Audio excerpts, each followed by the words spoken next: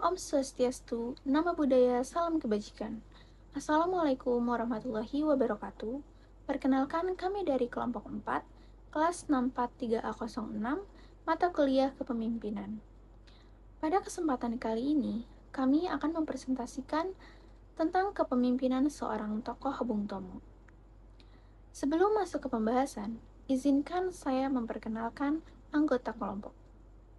Dengan saya sendiri, Amelia Dwijayani, NIM 64241205, Anissa Mutiara Safa, NIM 64241081, Zalfa Sofia, NIM 64240938, Safanisa Zahra, NIM 64241672, Muhammad Rizky 64241728. Yang selanjutnya, materi pertama akan dijelaskan oleh Anissa Mutiara Safa. Baik, terima kasih atas kesempatannya. Selanjutnya saya akan membahas tentang tipe kepemimpinan Bung Tomo. Yang pertama, ada pemimpin karismatik.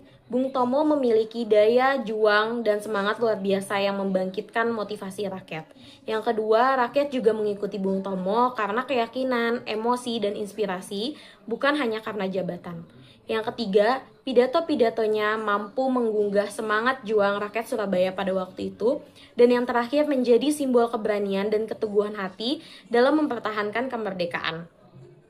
Tipe kepemimpinan Bung Tomo yang kedua adalah pemimpin yang transformasional. Apa sih pemimpin transformasional itu? Yaitu pemimpin yang dapat mengubah semangat rakyat biasa menjadi kekuatan besar untuk mempertahankan kemerdekaan. Dan yang kedua adalah dapat mendorong perubahan sikap dari. Baik, di slide selanjutnya ada gaya kepemimpinan Bung Tomo. Bisa kita lihat, yang pertama ada visioner. Bung Tomo memiliki visi besar untuk mempertahankan kemerdekaan dan menegakkan kedaulatan bangsa demi masa depan Indonesia yang merdeka. Yang kedua, ada karismatik. Seperti sebelumnya, dengan pidatonya dan tindakannya yang penuh keyakinan, Bung Tomo menginspirasi banyak orang untuk berani berjuang demi kemerdekaan. Dan yang terakhir, ada partisipatif. Bung Tomo sangat amat melibatkan rakyat dan pemuda pada waktu itu. Dan tentunya tokoh masyarakat dalam perjuangan, karena ia percaya pada kekuatan bersama untuk mencapai kemerdekaan. Sekian dari saya, selanjutnya akan dilanjutkan oleh Safanisa. Untuk Safanisa, dipersilahkan. Baik, terima kasih. Di sini saya akan menjelaskan tentang sifat dan karakter dari kepemimpinan dari Sutomo. Sutomo memiliki sifat dan karakter kepemimpinan yang visioner atau berpandangan jauh ke depan. Maksudnya adalah Sutomo menyadari bahwa kemajuan bangsa Indonesia tidak bisa dicapai melalui kekerasan, tetapi melalui pendidikan dan kesadaran kolektif. Contohnya, ia menggagas Budi Utomo sebagai wadah kaum terpelajar untuk membangkitkan kesadaran nasional dengan tujuan jangka panjang, kemerdekaan, dan kemajuan bangsa. Yang kedua, Sutomo memiliki sifat nasionalisme atau cinta tanah air. Maksudnya adalah Sutomo menunjukkan rasa cinta tanah air yang tinggi, tidak hanya dalam kata-kata tetapi juga tindakan nyata. Ia percaya bahwa bangsa Indonesia harus diperjuangkan oleh rakyatnya sendiri, bukan bergantung pada bangsa lain. Contohnya, ia mengedukasi dan mengorganisasi pemuda dan pelajar agar bangkit memperjuangkan martabat bangsa yang saat itu masih dijajah oleh Belanda. Yang ketiga, Sutomo memiliki sifat dan karakter kepemimpinan intelektual dan terpelajar.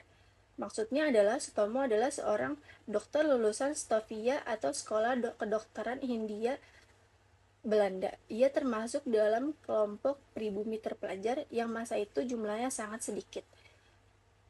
Contohnya, Sutomo sering memberikan ceramah dan tulisan yang membahas pentingnya persatuan dan pendidikan untuk membebaskan rakyat dari kebodohan dan penjajahan. Yang keempat, rendah hati dan dekat dengan rakyat.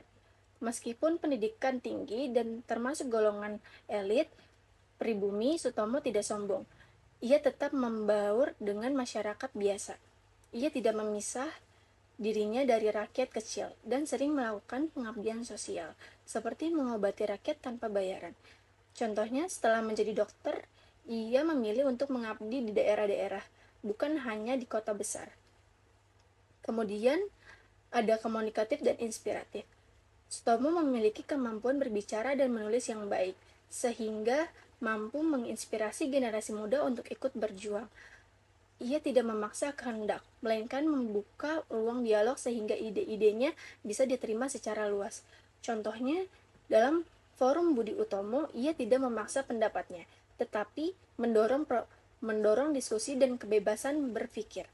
Kemudian, kolaboratif dan mampu membangun organisasi. Sutomo tidak berjuang sendirian. Ia sadar bahwa perubahan besar memerlukan kerjasama yang kolektif. Ia menggagas kerjasama antar pribumi terpelajar tanpa melihat latar belakang, suku, agama, serta daerah. Contohnya, Budi Utomo ia mengajak mahasiswa Stovia dan kalangan terpelajar lainnya untuk bersatu membangun organisasi pergerakan. Kemudian berjiwa sosial dan humanis. Maksudnya adalah Sutomo sangat peduli terhadap penderitaan rakyat akibat penjajahan.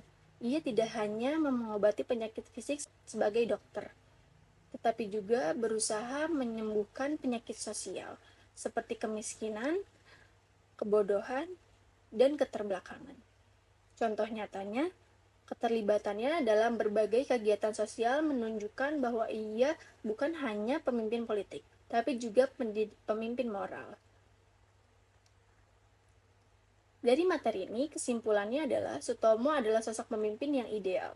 Ia memiliki visi dan misi jangka panjang yang bagus untuk bangsa, memiliki kepedulian sosial yang tinggi, berpendidikan namun rendah hati, serta mampu menggerakkan dan menginspirasi orang untuk berjuang bersama. Serta organisasi Budi Utomo yang ia dirikan menjadi simbol awal kesadaran nasional Indonesia, dan hari lahirnya jatuh pada tanggal 20 Mei. Diperingati sebagai Hari Kebangkitan Nasional. Baik, terima kasih. Selanjutnya, slide ini akan dijelaskan oleh Amelia Dwi Cahyani. Baik, terima kasih. Selanjutnya saya akan menjelaskan materi sebab munculnya Bung Tomo sebagai seorang pemimpin. Satu situasi krisis nasional setelah kemerdekaan yang membutuhkan tokoh pemersatu rakyat. Di tengah situasi yang genting, rakyat Surabaya mencari sosok yang mampu menyatukan berbagai kelompok perjuangan, memberikan arahan dan semangat perjuangan, menjadi penghubung antara rakyat dengan pemimpin nasional. Bung Tomo muncul sebagai tokoh yang memenuhi semua kriteria tersebut. Ia dikenal sebagai pemuda yang berani, lantang berbicara, memiliki jiwa nasionalisme tinggi, dan piawai dalam berpidato. Suaranya mampu menggugah semangat ribuan rakyat Surabaya untuk berani melawan pasukan penjajah. 2. Semangat nasionalisme dan patriotisme Bung Tomo yang tinggi terhadap tanah air. Keterlibatannya dalam berbagai organisasi membuatnya memiliki kemampuan kepemimpinan dan kesadaran politik yang tinggi. Ia juga dikenal pandai berbicara di depan umum dan memiliki kemampuan memotivasi orang lain. Selain itu, ia adalah orang yang sangat mencintai tanah air dan tidak bisa menerima penjajahan dalam bentuk apapun. Jiwa nasionalisme dan semangat patriotiknya tumbuh sejak remaja, sehingga ketika bangsa Indonesia menghadapi ancaman pasca kemerdekaan, ia tampil sebagai tokoh yang berani berada di garis depan. 3. Kemampuan berpidato dan memotivasi rakyat yang luar biasa, terutama melalui siaran radio. 4. Kecerdasannya dalam memanfaatkan media komunikasi radio untuk menyebarkan semangat perjuangan. Salah satu sebab penting munculnya Bung Tomo sebagai pemimpin adalah pemanfaatannya terhadap media radio sebagai alat perjuangan.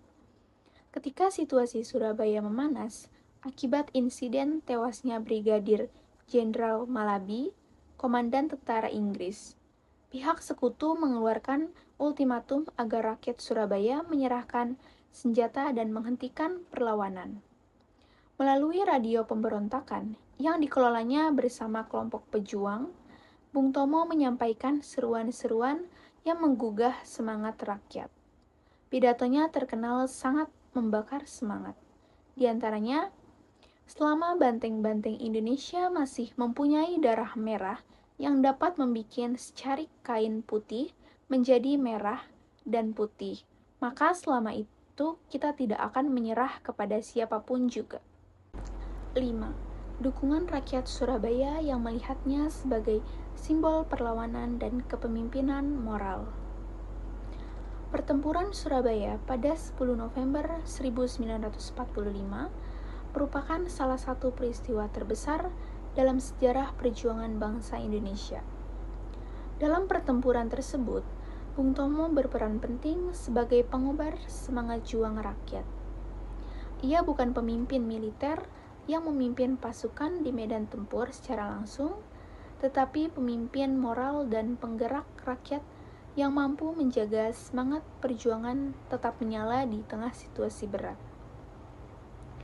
Walau pasukan Indonesia akhirnya kalah secara militer karena persenjataan yang jauh lebih lemah dibanding sekutu, semangat dan pengorbanan rakyat Surabaya menjadi simbol perlawanan nasional. Bung Tomo menjadi ikon keberanian dan keteguhan rakyat Indonesia dalam mempertahankan kemerdekaan. Materi selanjutnya akan dijelaskan oleh Zalfa Sofia. Baik, terima kasih. Di slide ini saya akan menjelaskan materi strategi dan kebijakan kepemimpinan Bung Tomo. Strategi yang pertama yaitu kepemimpinan karismatik dan inspiratif. Bung Tomo dikenal sebagai sosok yang karismatik dan menginspirasi rakyat. Ia menggunakan kekuatan kata-kata dan semangat nasionalisme untuk membangkitkan keberanian rakyat Surabaya melawan penjajah. Dalam pidato-pidatonya, Bung Tomo mampu membuat rakyat merasa berani, rela berkorban, dan yakin bahwa kemerdekaan harus dipertahankan. Gaya kepemimpinannya membuat rakyat bersatu dan bersemangat untuk berjuang. Yang kedua, kepemimpinan berbasis nilai nasionalisme dan religius. Bung Tomo tidak hanya menekankan cinta tanah air, tapi juga mengaitkan perjuangan dengan nilai-nilai keagamaan. Ia sering menyampaikan bahwa berjuang membela tanah air adalah bagian dari jihad, yaitu perjuangan suci demi kebenaran dan keadilan. Perjuangan fisik dilandasi oleh kekuatan iman dan moral, sehingga rakyat merasa perjuangan mereka bukan hanya politik tetapi juga ibadah. Yang ketiga, mobilisasi massa. Bung Tomo sangat pandai memanfaatkan media radio sebagai alat komunikasi perjuangan.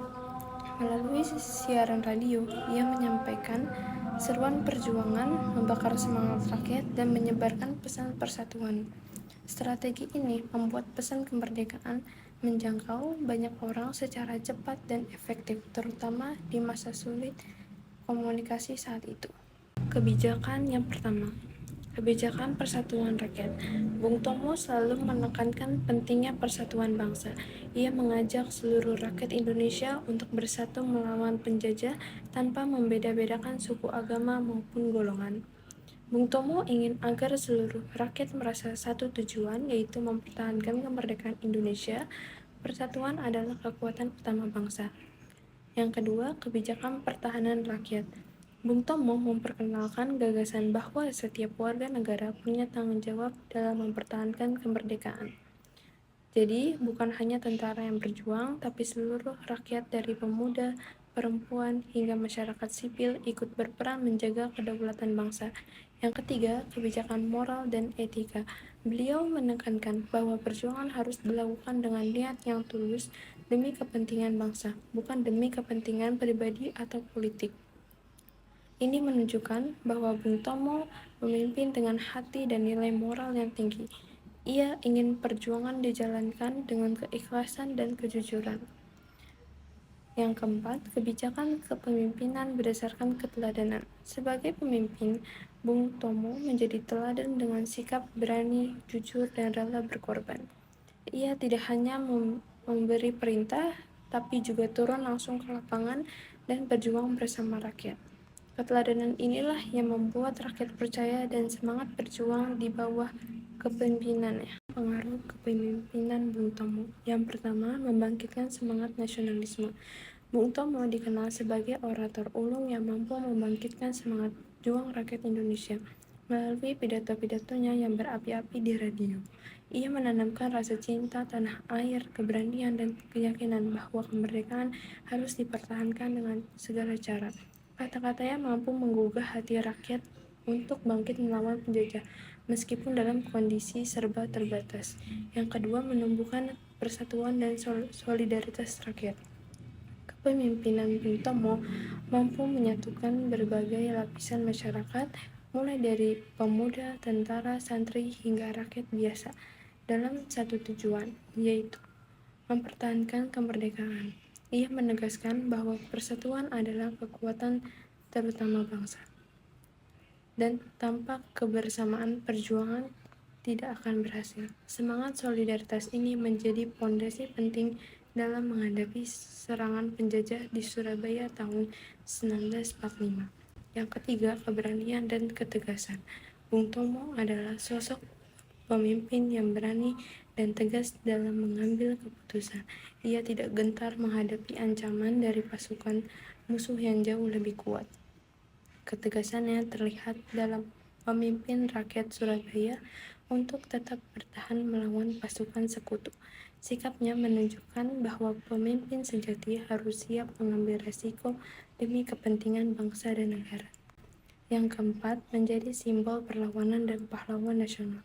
Peran Bung Tomo dalam pertempuran 10 November 1945 menjadikan simbol perlawanan rakyat Indonesia terhadap penjajahan. Keberaniannya memimpin perjuangan membuat namanya dikenang sepanjang sejarah sebagai pahlawan nasional. Ia menjadi lambang keberanian, pengorbanan, dan semangat pantang menyerah dalam mempertahankan kemerdekaan Indonesia. Yang terakhir, kemampuan mengorganisasi. Selain piawai berpidato, Bung Tomo juga memiliki kemampuan mengorganisasi massa dengan baik. Ia berperan dalam membentuk dan menggerakkan organisasi pemuda, serta mengatur strategi perjuangan rakyat. Kemampuannya mengarahkan dan mempersatukan banyak orang dalam satu tujuan membuat perjuangan rakyat Surabaya menjadi lebih terkoordinasi dan efektif. Slide selanjutnya akan dibacakan oleh Muhammad Rizky. Baik, terima kasih. Di slide ini saya akan menjelaskan materi kebijakan pemimpin dan pengaruhnya. Slide 12, poin positif dampak baik kebijakan dan kepemimpinannya. 1. Membangkitkan semangat nasionalisme melalui pidatonya yang berapi-api. Bung Tomo mampu mengobarkan semangat juang rakyat Surabaya dan Indonesia untuk mempertahankan kemerdekaan. Pengaruhnya sangat besar dalam menyatukan kekuatan sipil dan militer untuk melawan penjajah. Dan ada juga pengaruhnya lagi, yaitu terbentuknya semangat Arek Surabaya yang menjadi simbol perlawanan nasional hingga kini Hari Pahlawan 10 November menjadi warisan perjuangan moral Bung Tomo. 2. Kepemimpinan yang jujur dan anti penindasan. Bung Tomo menolak segala bentuk penindasan baik oleh penjajah maupun oleh pemimpin dalam negeri yang sewenang-wenang. Ia menegakkan nilai kejujuran, tanggung jawab, dan keberanian moral. Pengaruhnya lagi itu menjadi teladan etika kepemimpinan yang berorientasi pada rakyat dan nilai kebenaran. Nomor 3, menumbuhkan kesadaran politik rakyat.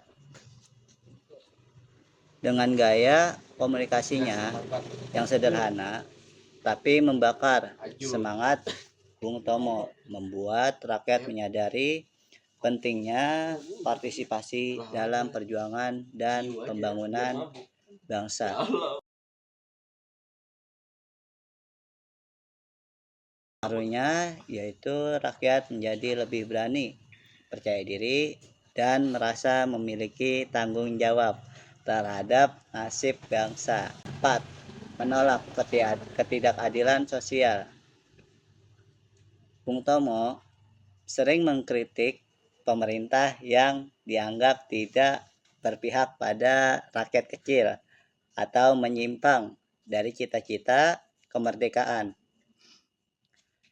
Ia berani melawan kekuasaan demi keadilan sosial. Dan pengaruhnya yaitu membentuk budaya kritis dan idealis dalam politik Indonesia, bahwa pemimpin harus berpihak pada rakyat. Dan di slide 13 yaitu poin negatif, dampak kurang baik kebijakan dan kepemimpinannya. Pertama, sikap terlalu keras dan emosional dalam perjuangan. Bung Tomo dikenal berapi-api dan keras kepala. Kadang sikapnya dianggap tidak kompromistis dan sulit diajak bernegosiasi. Hal ini membuatnya terkadang berkonflik dengan tokoh lain atau pemerintah pusat, dan pengaruhnya dalam beberapa situasi semangat perjuangannya menimbulkan ketegangan politik internal, seperti ketika ia menentang kebijakan Presiden Soekarno yang dianggap menyimpang. Dua, yaitu kurang realistis terhadap perubahan politik. Bung Tomo cenderung idealis dan sulit menyesuaikan diri dengan politik praktis setelah masa revolusi. Dia menonton kompromi yang sebenarnya dibutuhkan dalam politik modern, dan pengaruhnya yaitu suaranya sering terpinggirkan dalam pemerintahan sehingga gagasannya tidak selalu bisa diwujudkan secara efektif. Nomor 3, yaitu keterlibatan politik yang tidak konsisten. Setelah kemerdekaan, Bung Tomo sempat terjun ke politik praktis, misalnya melalui Partai Rakyat Indonesia, namun kemudian kecewa dan keluar karena merasa politik sudah kotor. Hal ini menunjukkan ketidakkonsistenan strategi politik walau niatnya tetap idealis, dan pengaruhnya yaitu mengurangi pengaruh langsungnya dalam menentukan arah kebijakan nasional di masa setelah revolusi. Bung Tomo adalah pemimpin karismatik dan visioner yang memimpin dengan semangat, keberanian, dan teladan nyata.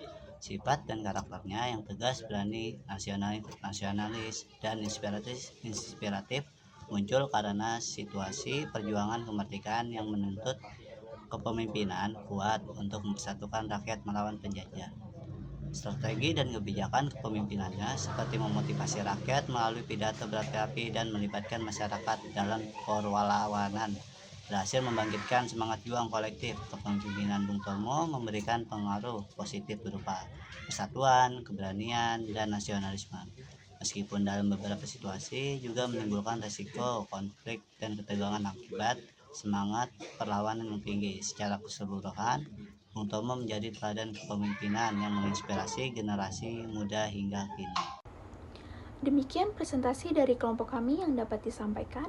Kurang lebihnya mohon maaf apabila terdapat kesalahan dalam penyampaian kata. Terima kasih. Wassalamualaikum warahmatullahi wabarakatuh.